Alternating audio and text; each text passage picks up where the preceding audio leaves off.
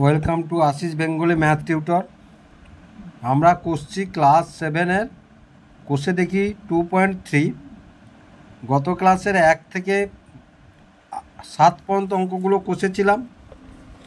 আজকের কষবো আমরা 8 থেকে বাকি অঙ্কগুলো কষে ফেলবো। আজকের 8 থেকে বাকি অঙ্কগুলো কষে ফেলবো আমরা। অঙ্কগুলো যদি স্কিপ না করে দেখতে থাকো অবশ্যই সহজভাবে বুঝতে পারবে অনুপাতের অঙ্কগুলি কিভাবে হচ্ছে। আর অঙ্কগুলি যদি বুঝতে পেরে থাকো এবং ভিডিওটি ভালো লেগে থাকে তাহলে ভিডিওটিকে লাইক এবং বন্ধুদের মধ্যে অনেক অনেক শেয়ার করবে, যাতে তোমার সঙ্গে সঙ্গে বন্ধুরাও উপকৃত হয়। ও চ্যানেলটিকে অবশ্যই সাবস্ক্রাইব করবে নতুন নতুন ভিডিও পেতে। তাহলে প্রথমেই 8-এর দাগের অঙ্কটি কি আছে দেখো। তোমরা অবশ্যই তোমাদের গণিত বইটি সঙ্গে নিয়ে থাকবে ভিডিও দেখার সময়, তবেই বুঝতে পারবে এবং অঙ্কগুলি কিভাবে হচ্ছে অনুধাবন করতে পারবে।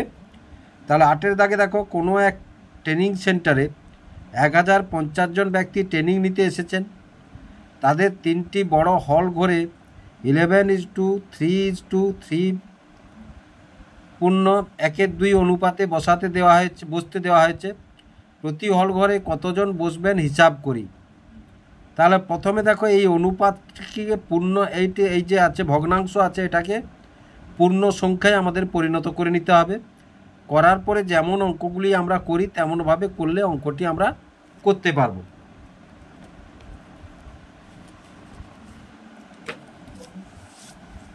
তাহলে দেখো প্রথমে অনুপাতগুলি কি কি? 3টি ঘরের অনুপাত। 3টি ঘরের অনুপাত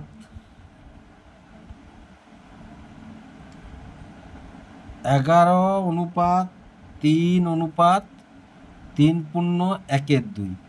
তাহলে 11:3:3:6:7:2। তাহলে দেখো এগুলোকে যদি পূর্ণ সংখ্যায় করতে যাই তাহলে 2, এদের নিচে কিচ্ছু নেই মানে 1 আছে। তাহলে লসাগু কত হবে? 1 আর 2 এর লসাগু কত হবে? না 2 হবে। লসাগু কত হবে? 2 হবে। তাহলে সমান দেখো, তাহলে 11/1, এই যে 11/1 গুণিতক যদি 2 করি তাহলে সমান কি হবে? 11 গুণিতক 2।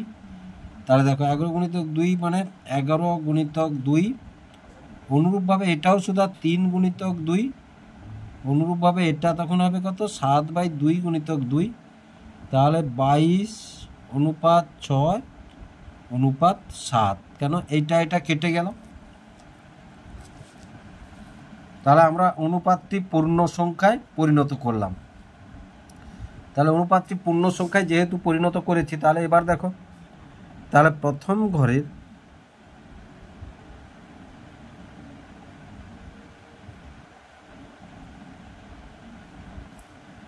আনুপাতিক ভাগহার।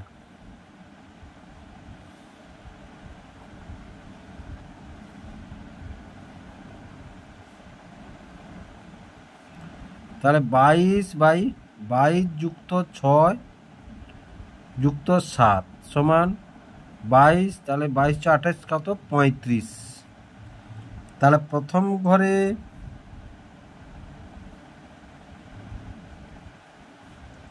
লোক সংখ্যা বা প্রথম ঘরে ট্রেনি সংখ্যা বা লোক সংখ্যা।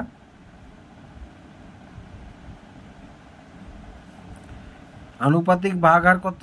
22/35। এটা অংশ করতে পারো তোমরা শুধু। তাহলে গুণিতক মোট কত?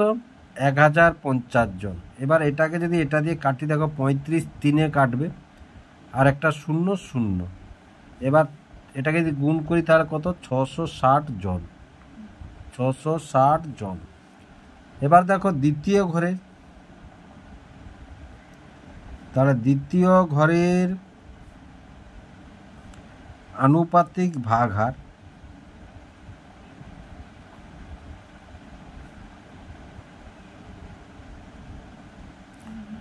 অনুপাত কত? 6।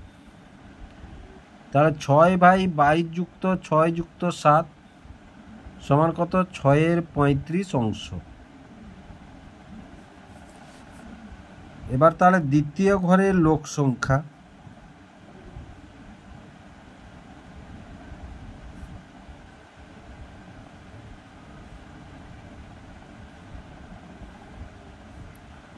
তাহলে 6-এর 35 গুণিতক 1050 এইভাবে কাটবো। দেখো তাহলে 35 3-এ আর একটা 0, তাহলে কত 180 জন। তারপরে দেখো তাহলে তৃতীয় ঘরের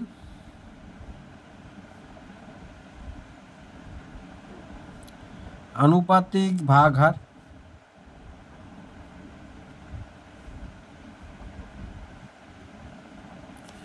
তৃতীয় ঘরের অনুপাত কত 7, তাহলে 7/22 যুক্ত 6 যুক্ত 7 সমান 7-এর 35 অংশ।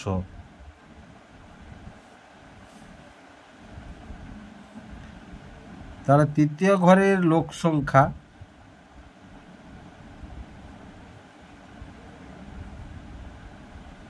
তৃতীয় ঘরের লোক সংখ্যা 7-এর 35 গুণিতক 1050, তাহলে 3 0, তাহলে কত 210 জন। এবার দেখো এই সংখ্যা মিলে যদি 1050 জন হয় তাহলে আমাদের অঙ্কটি কষা ঠিক আছে, তোমরা জানবে।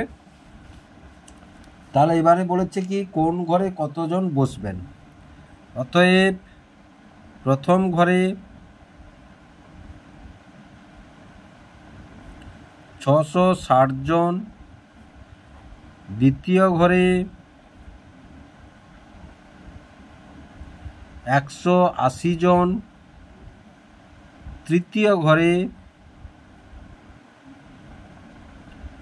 210 জন বসবেন।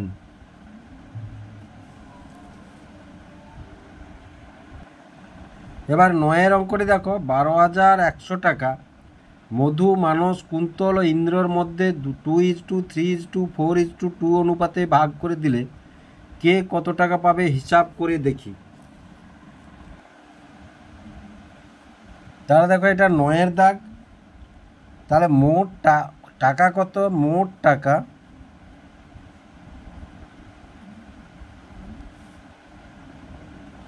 12,100, আর মধু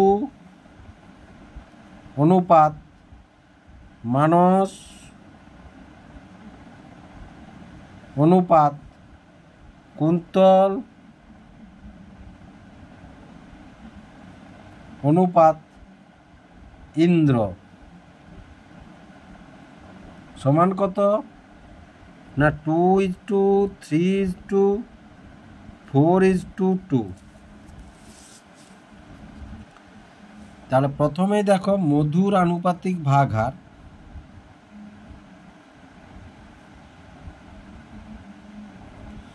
মধুর আনুপাতিক ভাগ হার, তাহলে মধুর অনুপাত কত 2, আর এর কত না 2 যুক্ত 3 যুক্ত 4 যুক্ত 2, তাহলে 2 যোগ করলে 2 3 6 4 10, 2 3 5 5 4 9 2 11 অংশ। তাহলে এবার দেখো মধু টাকা পাবে,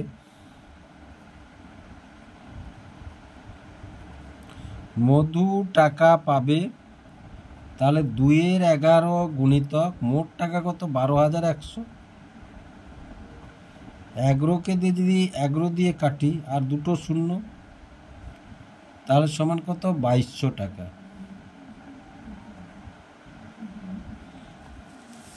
তারপর দেখো মানস টাকা পাবে,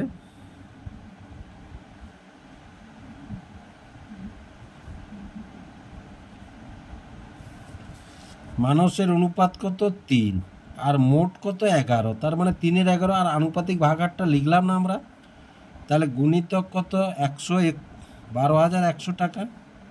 সেই 11 দিয়ে কাটলে একবার কাটলেই তোমরা বাকিটা কাটতে পারবে, সমান কত 3300 টাকা।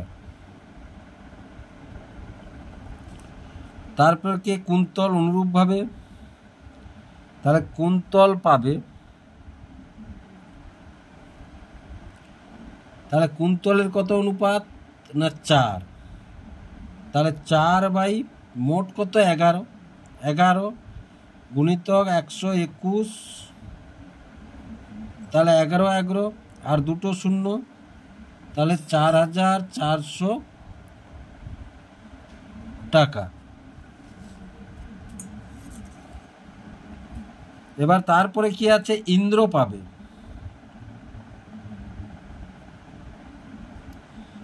ইন্দ্র পাবে, তাহলে ইন্দ্রের অনুপাত কত, 2, আর মোট কত 11, আর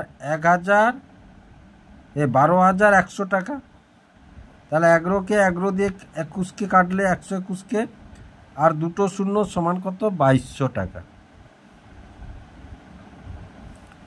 এবার দেখো এই টাকার যোগফল যদি 12,100 টাকা হয়, 0 4 3 7 2 9কে 11 3 4 3 7 3 10 দিয়ে, হ্যাঁ হয়ে গেছে। তাহলে এবার দেখো, অতএব মধু 2200 টাকা, 2,200 টাকা, মানস 3,300 টাকা, কুন্তল 4,400 টাকা এবং ইন্দ্র 2,200 টাকা পাবে।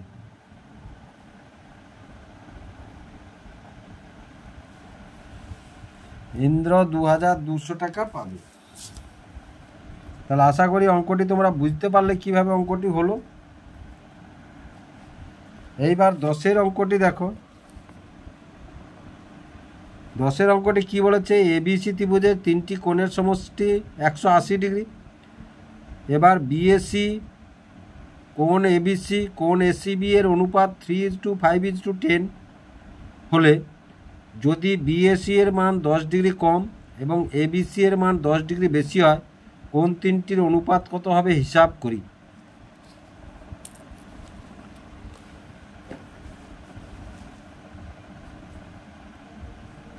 তাহলে দেখো 10-এর দাগে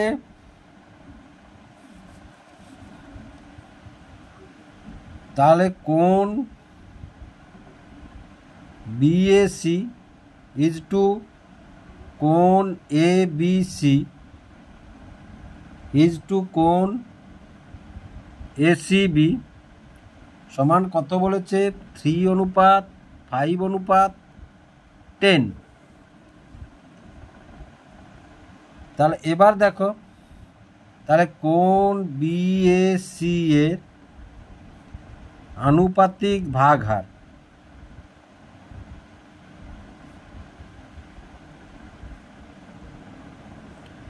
তাহলে 3 এগুলোর সব যোগফল, 3 যুক্ত 5 যুক্ত 10, তাহলে 10 5 15 3 18, মানে 3-এর 18 অংশ।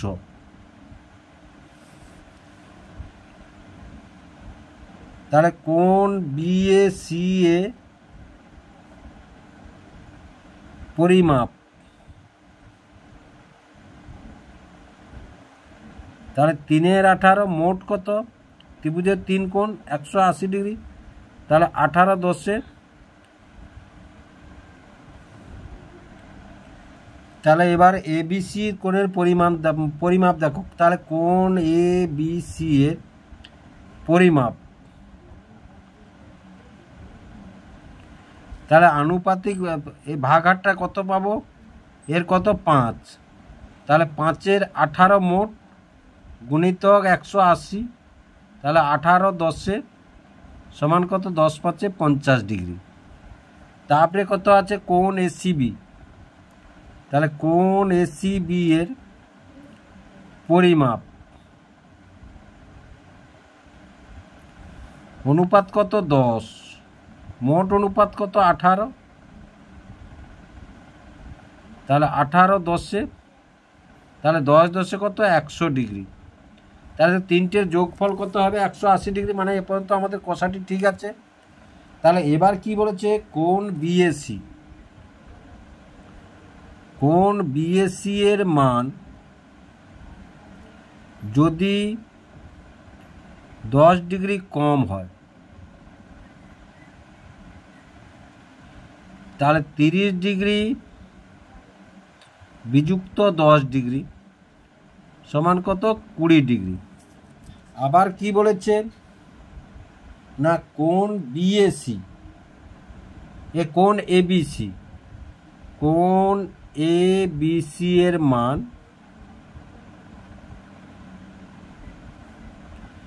10 ডিগ্রি বেশি হলে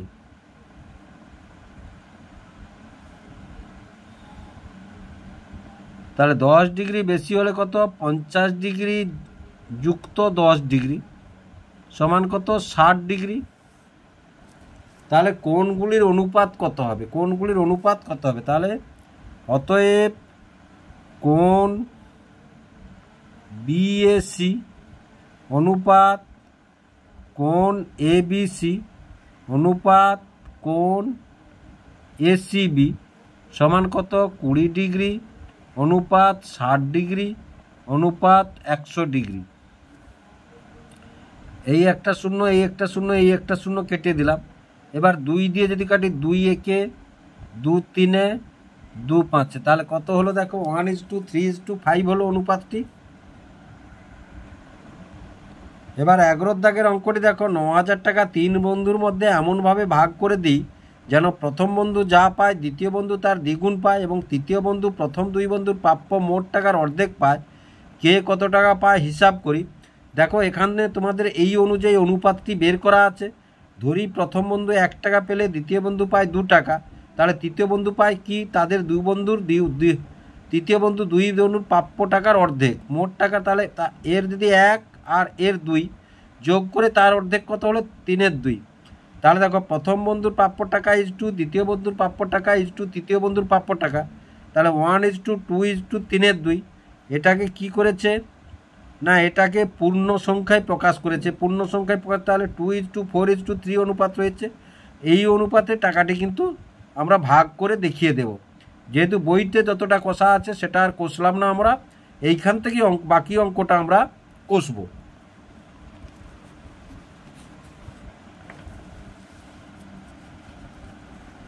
তাহলে দেখো এটা 11 দাগ। তাহলে দেখো প্রথম বন্ধু ইজটু দ্বিতীয় বন্ধু, তাহলে প্রথম বন্ধু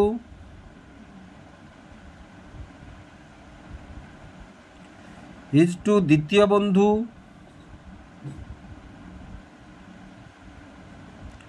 ইজটু তৃতীয় বন্ধু,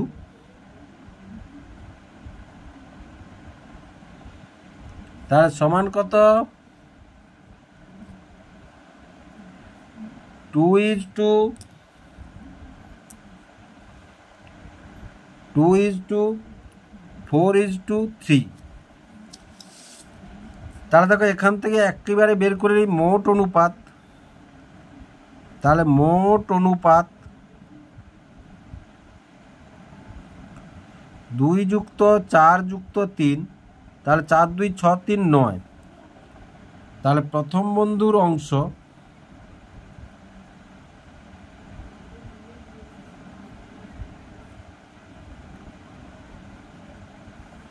অনুপাত কত 2, মোট কত 9। এবার দেখো দ্বিতীয় বন্ধুর অংশ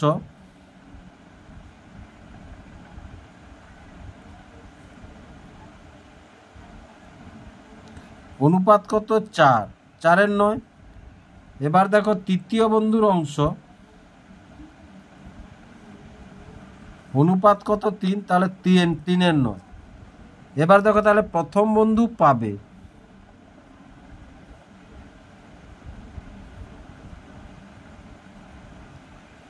তাহলে 2/9 গুণিতক মোট কত টাকা না 9000 টাকা। মোট কত 9000 টাকা। তাহলে 9 একে আর 3টে শূন্য গুণ করলে কত 2000 টাকা। এবার দেখো দ্বিতীয় বন্ধু পাবে, তাহলে দ্বিতীয় বন্ধু কত 4/9 গুণিতক 9000 টাকা, তাহলে 9 একে আর 3টে শূন্য সমান কত 4000 টাকা। তারপরে দেখো তৃতীয় বন্ধু পাবে কত অংশ না 3/9 গুণিতক 9000, 3টে শূন্য 3000 টাকা। এইবার দেখো এই যোগফলটা যদি আমাদের 9000 হয় তাহলে অঙ্কটি কষা ঠিক আছে। হ্যাঁ, 4 2 6 3 9 9000 হয়ে গেছে। অতএব প্রথম বন্ধু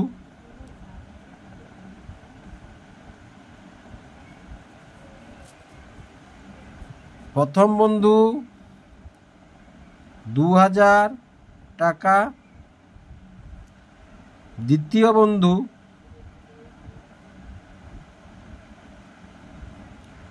4000 টাকা ও তৃতীয় বন্ধু 3000 টাকা পাবে। তাহলে আশা করি অঙ্কটি তোমরা বুঝতে পারলে কিভাবে অঙ্কটি হলো। এবার 12 দাগের অঙ্কটি দেখো। আমাদের গ্রামের রাস্তা তৈরির জন্য পরপর 4 বছরের খরচের অনুপাত যদি 2:4:3:2 হয় এবং ওই 4 বছরে যদি 132 লক্ষ টাকার খরচ হয়, তবে হিসাব করে দেখি দ্বিতীয় বছরে কত টাকা খরচ হয়েছে, প্রথম ও তৃতীয় বছরে মোট কত টাকা খরচ হয়েছে হিসাব করি। তাহলে দেখো পরপর 4 বছরের অনুপাত 2:4:3:2। 4 বছরে মোট খরচ হয়েছে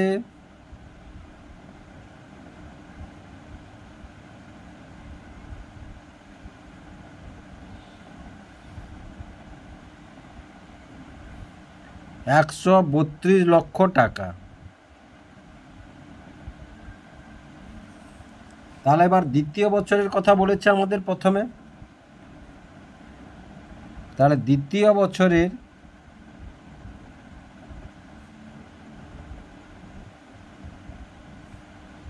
আনুপাতিক ভাগ হার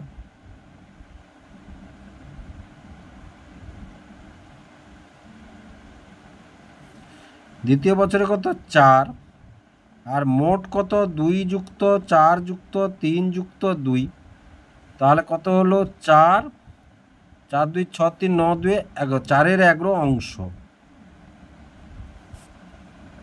তাহলে দেখো অতএব দ্বিতীয় বছরে খরচ হয়েছে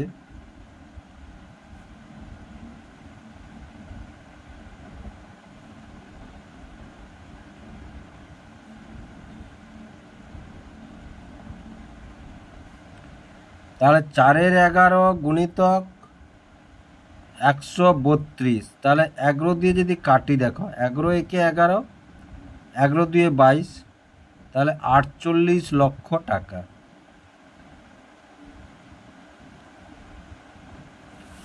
তারপরে কি বলেছে আমাদের না প্রথম বছর এবং তৃতীয় বছরে মোট কত খরচ হয়েছে। তাহলে দেখো প্রথম বছরের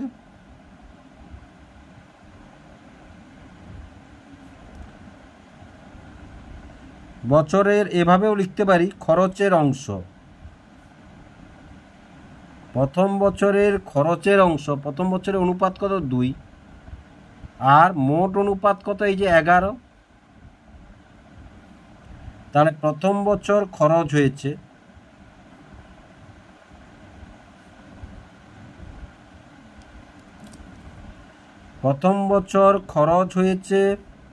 তাহলে 2-এর 11 গুণিতক 132, তাহলে 11 একে 11 দিয়ে তাহলে 12 2 24 লক্ষ টাকা।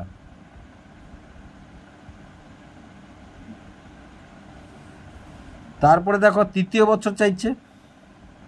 তাহলে দেখো তৃতীয় বছরের অংশ বা আনুপাতিক ভাগ হার তৃতীয় বছরের খরচের অংশ। তাহলে তৃতীয় বছর কত 3,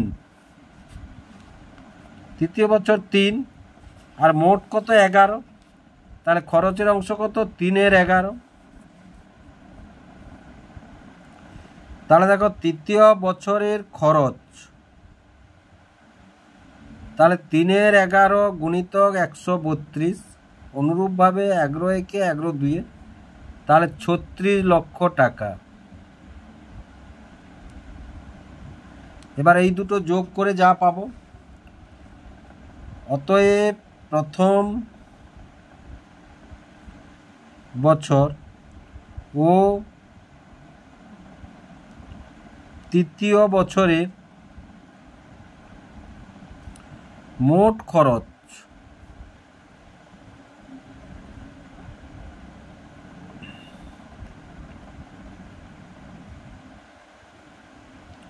৳৬০,০০,০০০।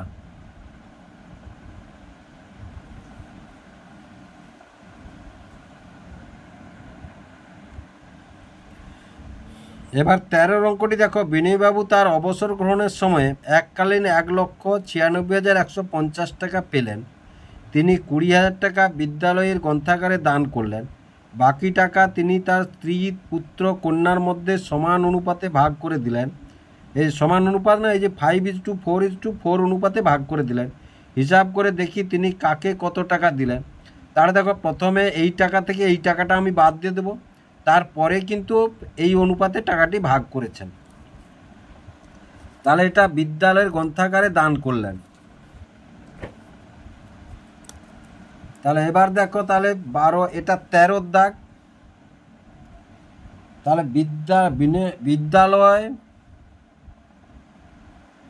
বিদ্যালয়ের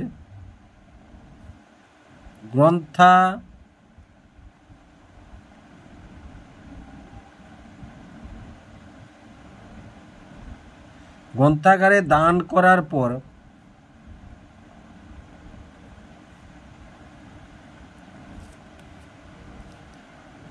থাকে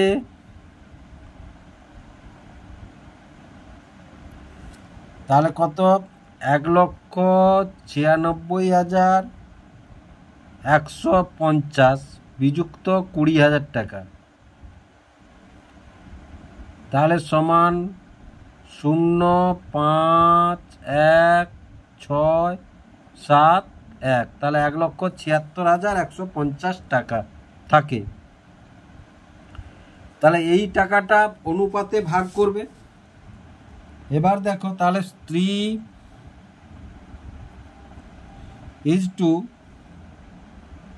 পুত্র ইজটু কন্যা সমান কত, 5:4:4।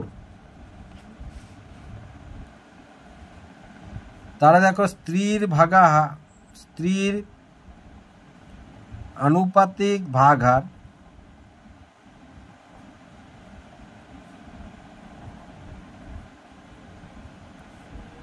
তাহলে 5/5+4+4 সমান 5/4×4=8, 13। তাহলে 5/13 অংশ।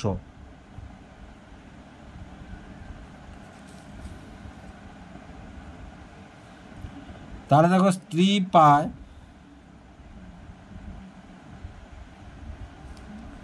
তাহলে 5/13 গুণিতক এইটা ১,৭৬,১৫০। তাহলে দেখো, প্রথমে যদি আমরা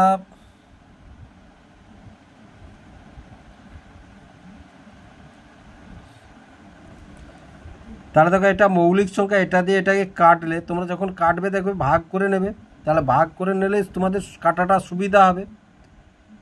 তাহলে দেখো, 13×১=13, তাহলে 46, 13×3=39, 39 হলে 71, তাহলে 13×5=65, 13×5=65 শূন্য। তাহলে দেখো এবার কাট, তাহলে 5 0 0, 5 5 25 5, 5 5 25 2 27 7, 5 3 15 2 17 7, 5 1 5 1 6, তাহলে ৬৭,৭৫০ টাকা। অতএব এখানে দিয়ে দিলাম, এবং এখান থেকে আমরা সহজে করে নেব। অতএব পুত্র পায়, তাহলে দেখো পুত্রের অনুপাত কত, 4, মোট কত, 13। তাহলে এটা দিয়ে গুণিতক ১,৭৬,১৫০, এটা যদি কাটিয়ে এইটাই আসবে। তাহলে 1 3 5 5 0, এটাকে গুণ করলে দেখো 4 0 0, 4 5 20 0, তারপর হচ্ছে 20 দিয়ে 22-এর 2 হাতে 2, 4 3 12 2 14 4 হাতে 1, 4 একে 4 একে 5, তাহলে 54,200 টাকা। এবার দেখো অতএব কন্যা পায়, কন্যার কত 4, 13, ওই টাকাটাই তো পাবে যেহেতু অনুপাতটা একই আছে দেখো, তাহলে ওই টাকাটাই পাবে।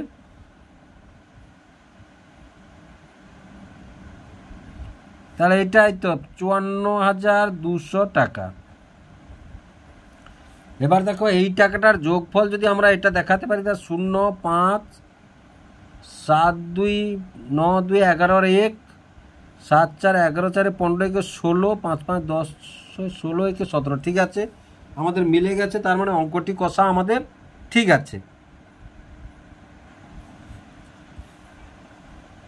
এবার দেখো আমিনুর চাচা তার 35 কাঠা জমিতে 4:3 অনুপাতে বেগুন ও পটল চাষ করেছেন।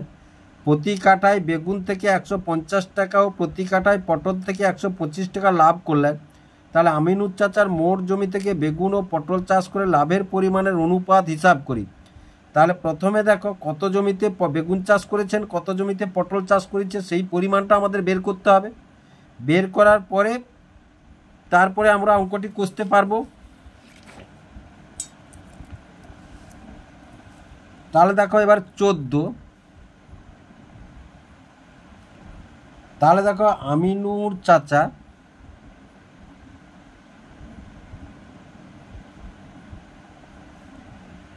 মোট 35 কাঠা জমিতে চাষ করেছে।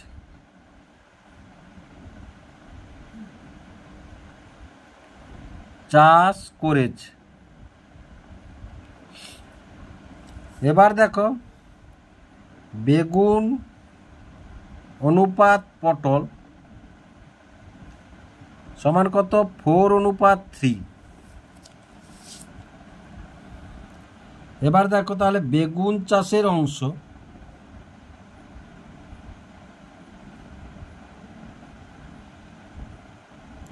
আনুপাতিক ভাগ হার না লিখে লিখলাম এটা 4 আর 4 যুক্ত 3 সমান কত, 4/7 অংশ।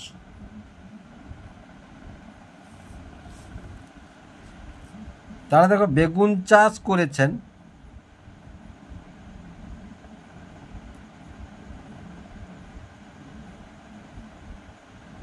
তাহলে 4/7 মোট কত, 35। তাহলে 7 5 35 সমান কত, 20 কাঠা। তারপরে দেখো তাহলে পটল চাষ করেছেন, পটলের কত হবে, তাহলে 3/7 গুণিতক 35, তাহলে 7 5 সমান কত, 15 কাঠা। এবার বেগুনের জন্য প্রতি কাঠায় লাভ হয় কত, 150 টাকা। তাহলে দেখো অতএব বেগুনে লাভ হয়, বেগুন চাষে লাভ হয়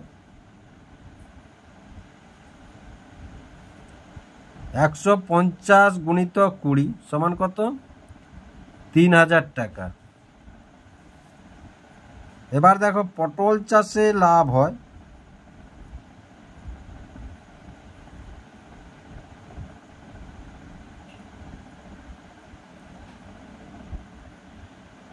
তাহলে পটলের জন্য কত, 125 গুণিতক 15 কাঠা জমি, তাহলে এটা গুণ করলে হবে 1875 টাকা। এটা গুণ করলে হবে 1875 টাকা। এবার দেখো অতএব বেগুনের লাভ অনুপাত পটলের লাভ,